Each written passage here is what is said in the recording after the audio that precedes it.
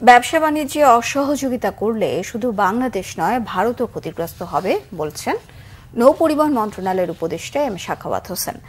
দুপুরে সাতক্ষীরার ভুমরা স্থলবন্দরে উন্নয়নমূলক কার্যক্রম পরিদর্শন শেষে সাংবাদিকদের প্রশ্নের উত্তরে তিনি কথা বলেন। উপদেষ্টা আরও বলেন, ব্যবসা বাণিজ্যের সাথে দুই পারের লাখ লাখ মানুষ জড়িত। যা হচ্ছে তা সবই রাজনৈতিক।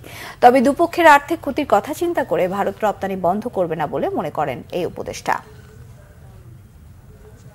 ভারত যে আমাদের কাছ থেকে বিনা পয়সা দিয়ে যায়, টাকা দিয়ে যায়, তাহলে ওটা যদি তারা বন্ধ করে দেয়, আমি তো বলি বন্ধ করুক। গরু তো বন্ধ করেছিল, তো গরু আমাদের দেশে কি এখন না আমরা গরু খাই না?